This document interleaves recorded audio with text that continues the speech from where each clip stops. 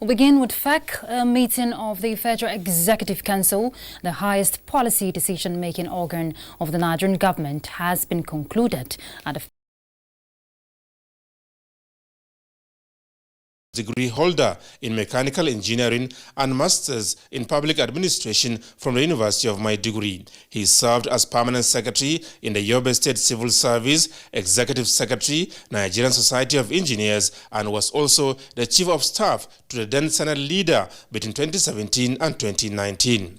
Those sworn in as members of the commission were Babagana Modu, Borno, Senator Abubakar Tutare, Taraba, Hakim Olabode Akamu, Lagos, Motunrayo, Akintomide, Ondo, Francis Atano Meyowi, Delta, and Basi Olusegun Etuk, Akwa Ibom State. Others are Yusuf Bilyaminu Shinkafi, Zamfara State, Sani Said, Kazaure, Jigawa State, Senator Julius Ali Ucha, Ebonyi, Awalu Aliyu Ohindase, Kogi, and Muazu Ishaq, Nasarawa. There was no presidential address at the ceremony, but the President of the Senate, Ahmed Lawan, expressed confidence in the ability of the newly appointed members of the National Assembly Service Commission to live up to expectations. You will agree with me that we have a very high quality, high caliber of people on this commission, and therefore we expect that the commission will be very effective and efficient, and the time is of essence. Members of the National Assembly need the kind of staff and aids that will enhance our activities and our performance. The business starts today, and I believe they will operate optimally in the interest of the National Assembly, in the interest of the country, most importantly. So we're looking forward to a robust National Assembly Service Commission. The chairman of the commission, Ahmed Amshi, and other members were full of gratitude to President Muhammadu Buhari for the confidence reposed in them and promised not to disappoint. We are really ready to put in our best with our past experiences to see how we'll move the nation forward in this line of assignment that we are put into.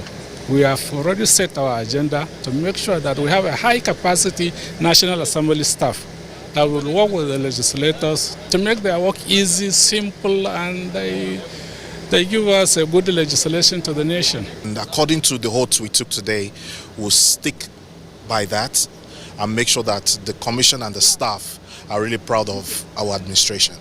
We are going to work as a team and achieve the desired result. The rule of law will prevail. With 2 members drawn from each of the 6 geopolitical zones of the country, the National Assembly Service Commission leadership is to run a 5-year renewable tenure. From the State House, Adamu Sambu, NTA News. And to health, as the global tuberculosis champion and ambassador, the First Lady of Nigeria, Aisha Muhammadu Buhari, has restated that she will not relent in her advocacy until the epidemic of TB has come to an end in Nigeria and the world at large. The First Lady stated this in a message during an interactive meeting with the network of Stop TB Partnership and other stakeholders in the fight against tuberculosis and non-communicable diseases in Nigeria. Let's hear from State House correspondent Aliyu Kabir. The meeting, with all stakeholders in attendance, was headed by the wife of the Vice President Olapo Shinbajo, who is standing in for the First Lady. It was aimed at improving the strategy towards scaling up actions in an effort to end TB in Nigeria and the world at large, in line with the 2030 Sustainable Development Goals target. I look forward to your recommendations, and I promise to advocate for the implementation of any action that is agreed upon. I also want to solicit for more of your support. With Nigeria having the large share of the global burden, the First Lady examined some of the success story in managing the disease in the country, especially with the wives of the governors of Nigeria as TB champions in their states, urging that still more needs to be done in ending tuberculosis. This is a collective task for all stakeholders in this ecosystem. We must work collectively together to achieve the Sustainable Development Goals in that respect. As well to say that as a global TB ambassador, she's doing everything possible as far as contributing to the end of tuberculosis in Nigeria. The representatives of the development partners from the WHO, United Nations Development Fund, UNFPA, Stop TB Partnership, UNICEF and the World Bank, among others, reaffirmed commitment in joining forces to end TB and other communicable diseases in the world. No one of these ambitious goals of the Sustainable Development Agenda will be reached if our population will not be healthy, will not have access to the modern health care services. Stakeholders also believed that with all hands on deck, the epidemic of TB will be completely cured and eradicated. From the State House, Aliu Kabir, NTA News. In a related development, a delegation from the World Health Organization, led by the Director of Global Tuberculosis Program, Dr. Teresa Kaseva, met with the President of the Senate, Ahmed Lawan, during which both parties reaffirmed their commitment towards combating non-communicable diseases in Nigeria. Senator Lawan harped on the need for improved funding of Nigeria's health sector as he sought the support of the World Health Organization in putting an end to the scourge of tuberculosis in Nigeria.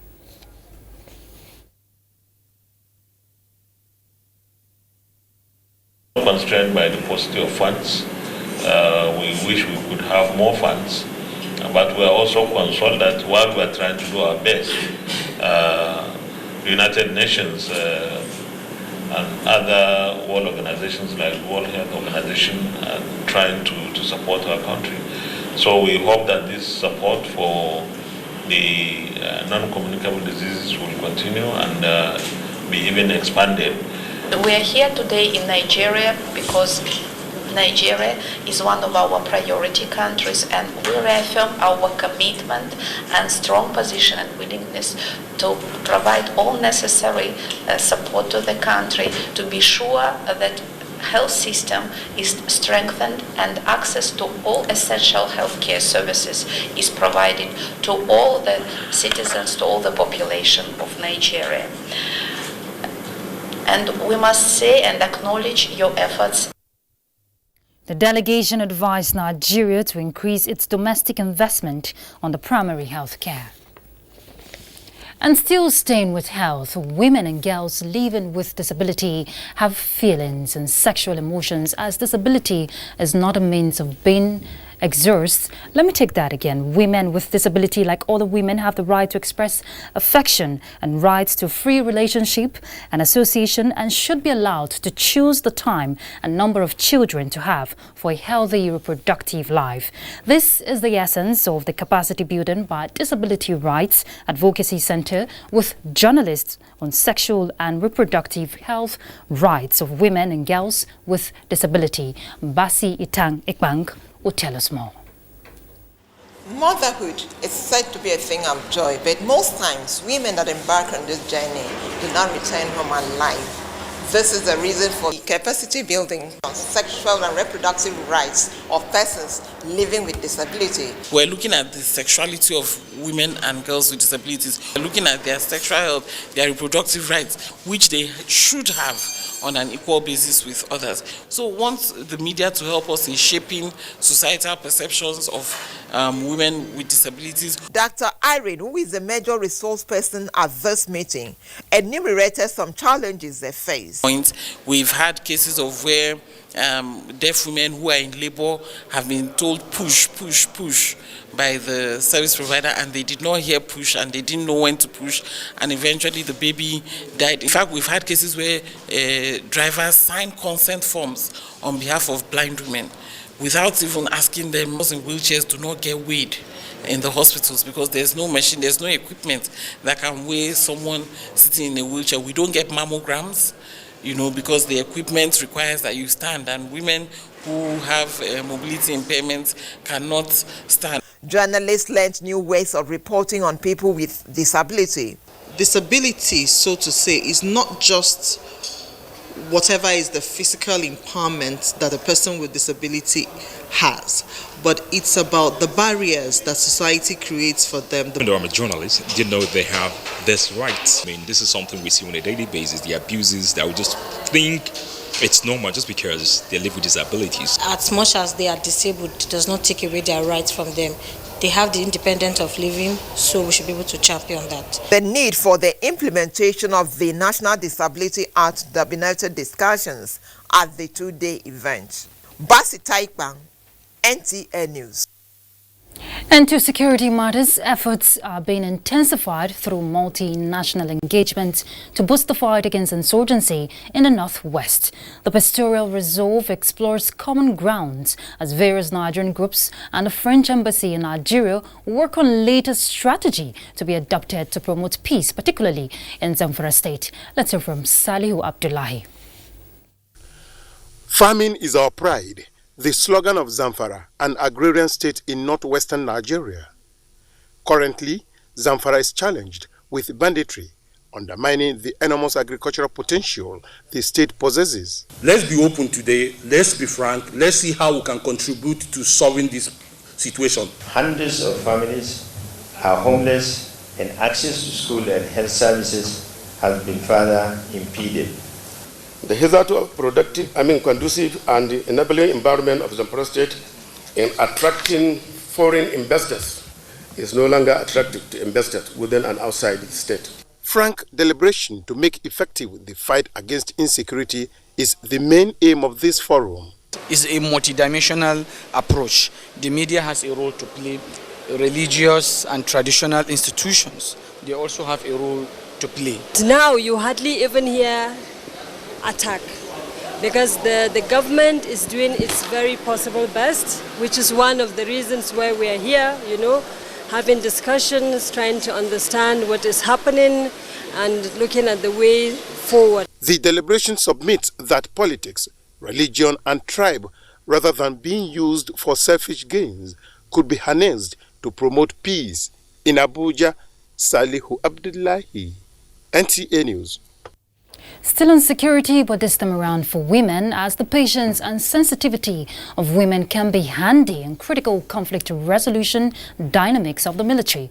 A lecture in Abuja aimed at encouraging greater inclusion of women in the armed forces examined leadership areas where the unique characteristics of women can be utilized for service to the nation. Let's hear from Kelvin Ehunwahe. The military is presumed to be a unique profession.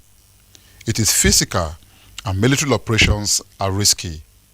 Observers believe that these attributes of the military makes it unattractive for many women.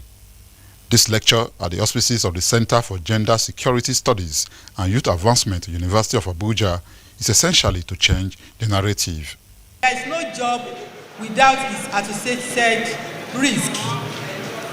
Going by my personal experience, I can testify that the military as a profession is a noble one.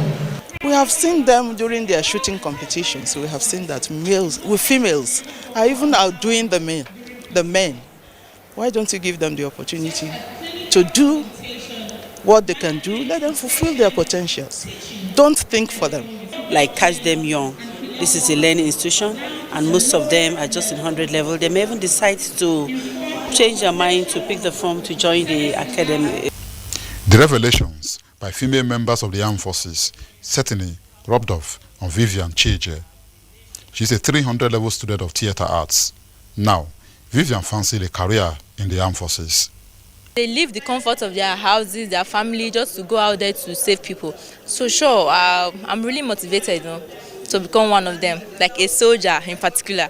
Sustaining awareness forums like this can help in raising the consciousness among young girls to emulate Flying Officer Kafayat Sani, female fighter pilot in the Nigerian Air Force. In Abuja, Kelvin Ehunwahe, NTA News. And more grease to the elbow of our women fighters. Let's take a break. We'll be back shortly, so stay tuned.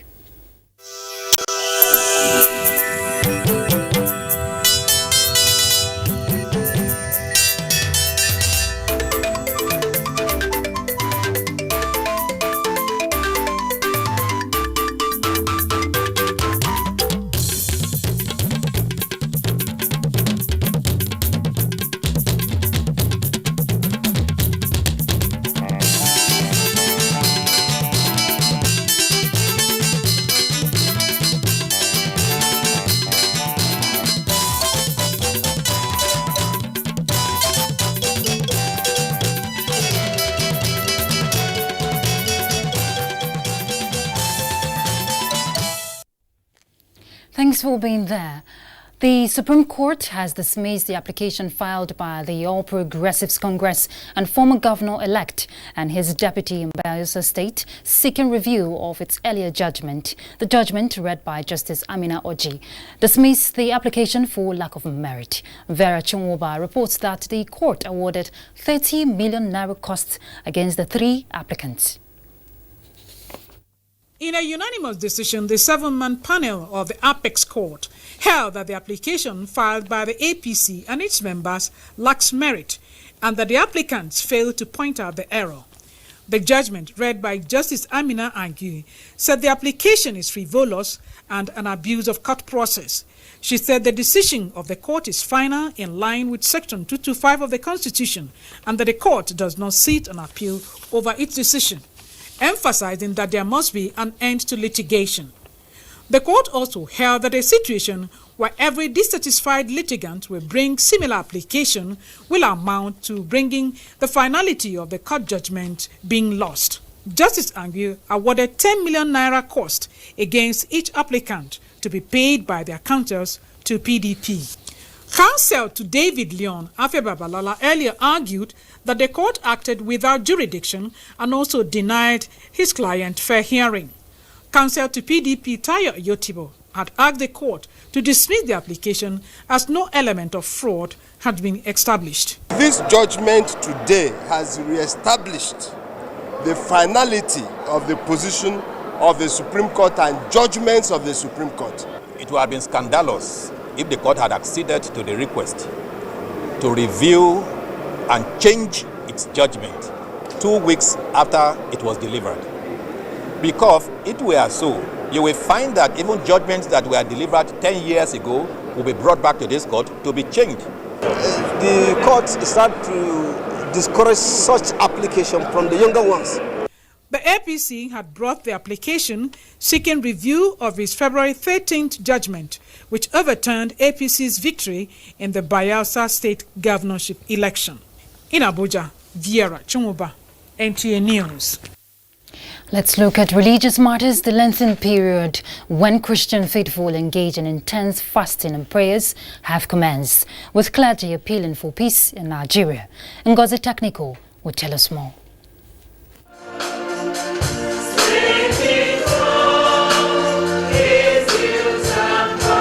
This is not the usual Sunday worship of the Christian faithful. These faithful are worshiping to commence the lengthened period on what is called Ash Wednesday. It is an ancient tradition of the Orthodox churches to remind Christians of the penitence and suffering of Jesus Christ. In the NTA Chapel of Resurrection, members of the Christian faithful were admonished to use the period to fast, devote more time to pray for oneself and the nation. When you fast, you get more grace from God. You get greater substance. And then when you fast and pray, it can change things.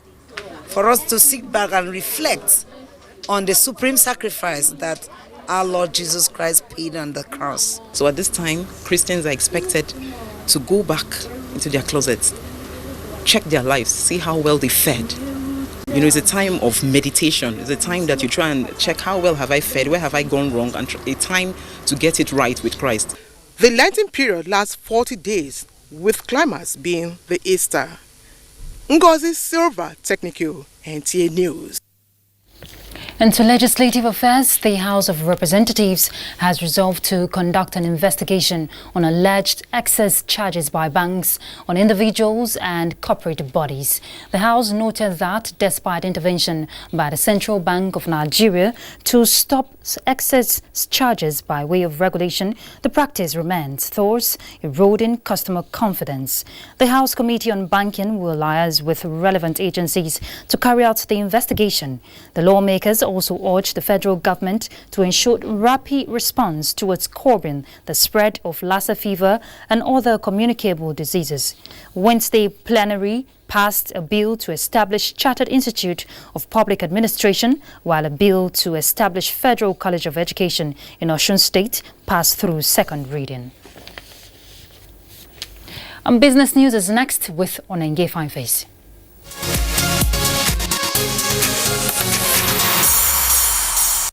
Corporate Affairs Commission is reviewing its business name registration processes by removing unnecessary interferences that cost prospective business owners extra money to register with the Commission. Under the new arrangement, prospective business owners can walk into any branch of the Commission across the country and register a business name without the assistance of middlemen. This is part of decisions made in meeting to assess the progress of the small and medium-scale enterprises programs of the federal government at the instance of Vice President Yemi Osinbajo. Similarly, Bank of Industry has approved a $20 million technology fund for young inventors. According to the managing director of the bank, Kayode Pitan, the fund is part of measures to support the federal government in encouraging technology innovators to start up viable businesses in the sector. National Information Technology Development Agency, NITDA, will monitor progress by beneficiaries of the fund. And in the agricultural sector, the central bank is offering 90 billion naira soft loan facility to small-scale agricultural enterprises under the Agribusiness and Small and Medium Enterprises Investment Scheme. The loan is offered through the 56 branches of the National Microfinance Bank across the country. So far, CBN has disbursed 20,000 naira to 7,000 beneficiaries, with plans to give out additional 5 billion naira monthly to more beneficiaries. That's business news. I'm Onengiye Fineface.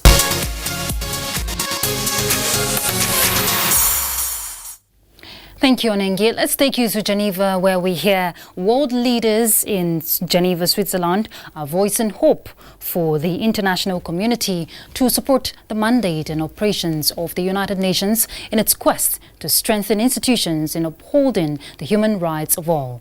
At the 43rd high-level session of the United Nations Human Rights Council, currently holding, the representatives of various countries, including Nigeria, give account of their commitments to human rights protection. Usman Aliyu reports from Geneva. Amidst deepening concern on human rights issues at this time when some parts of the world are affected by war and conflicts, world leaders at this United Nations office in Geneva condemned abuses on human rights, more especially violence against women and girls, rights of religion and beliefs. Most speakers from different parts of the world unanimously called for an action stopping human rights violation once and for all. Nigeria's Foreign Affairs Minister Jeffrey Onyama stated that though the country is fighting terrorism, her commitment to the promotion and protection of human rights remain within guidelines of the Universal Declaration of Human Rights. Nigeria has created a Ministry of Humanitarian Affairs, Disaster Management, and Social Development. This is to enable us to respond adequately and expeditiously to humanitarian emergencies in the country. Nigeria recognizes the importance of adherence to international human rights obligations. With the establishment of a human rights desk at the headquarters and formations of the armed forces and the inauguration of the Department of Civil-Military Relations, our military and security agencies are continually sensitized on the imperative of respect for human rights while countering terrorism. Nigeria also used the forum to tell the world that false information going around, particularly in the social media, denting image of Nigerian army is the work of mischief makers. I think it was important that we were here to make this presentation because now in the social media there are a lot of images and videos of ostensibly Nigerian troops torturing prisoners and so forth, and a number of countries have reached out to us as a government to express their concern, and we've been very keen to tell them that the government policy is very clear. 14 member states were elected into the Human Rights Council at the 74th General Assembly of the United Nations. In Geneva, Usman Aliyu, NTA News. And talking sports, Nigeria Olympic Committee sensitizes fans on Tokyo 2020 Olympic tickets. Tamara Ebiwe is our guide on Sports Update. Minister of Youth and Sports Development, Sunday Dare, has re-emphasized the need for the private sector to key into the ministry's adoption campaign.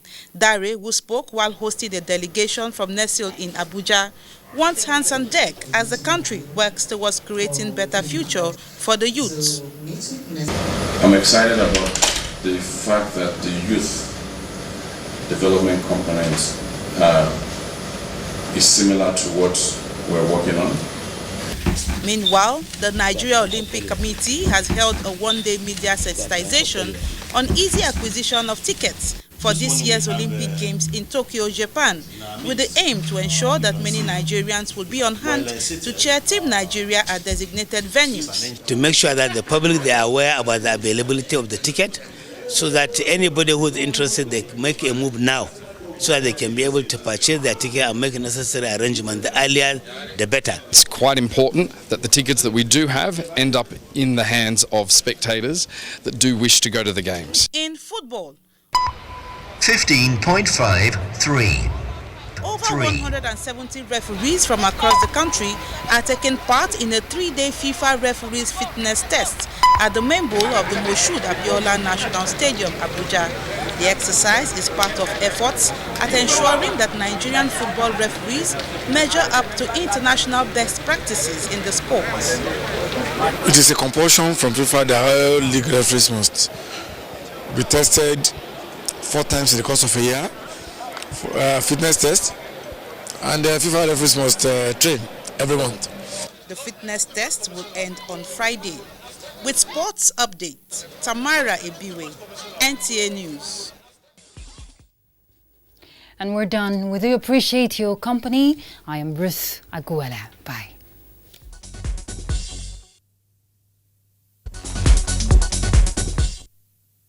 Minister of Youth and Sports.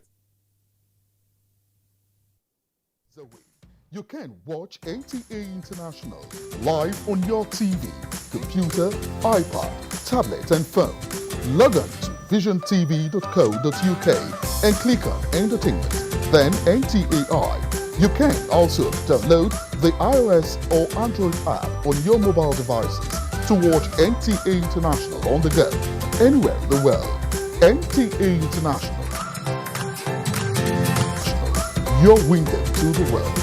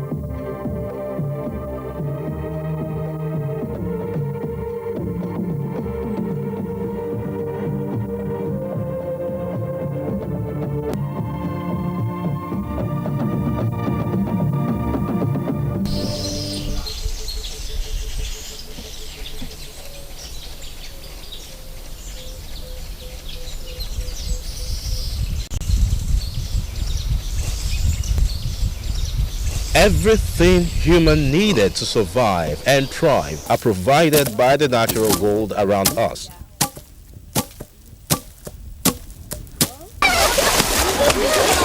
Nature provides food, water, materials for shelter, and even medicine for man. So one can say that there is mutual relationship between man and nature.